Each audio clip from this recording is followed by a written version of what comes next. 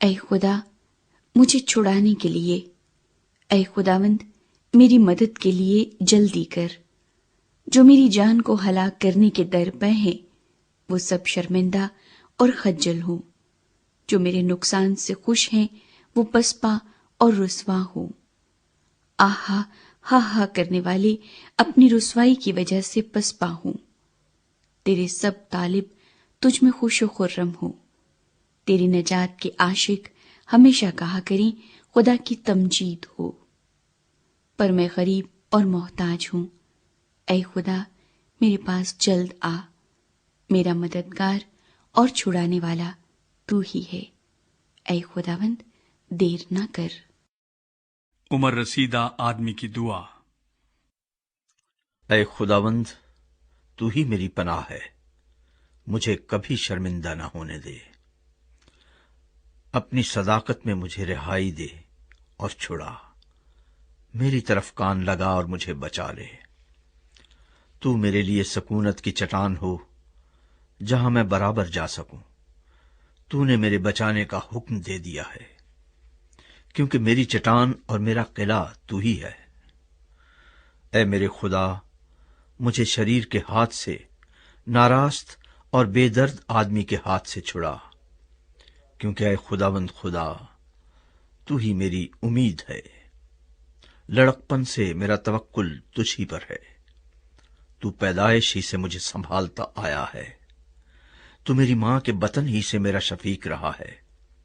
سو میں سدا تیری ستائش کرتا رہوں گا، میں بہتوں کے لیے حیرت کا باعث ہوں، لیکن تو میری محکم پناہ گاہ ہے۔ میرا منہ تیری ستائش سے اور تیری تعظیم سے دن بھر پر رہے گا۔ بڑھاپے کے وقت مجھے ترک نہ کر، میری ضعیفی میں مجھے چھوڑ نہ دے، کیونکہ میرے دشمن میرے بارے میں باتیں کرتے ہیں، اور جو میری جان کی گھات میں ہیں وہ آپس میں مشورہ کرتے ہیں اور کہتے ہیں کہ خدا نے اسے چھوڑ دیا ہے۔ اس کا پیچھا کرو اور پکڑ لو، کیونکہ چھڑانے والا کوئی نہیں۔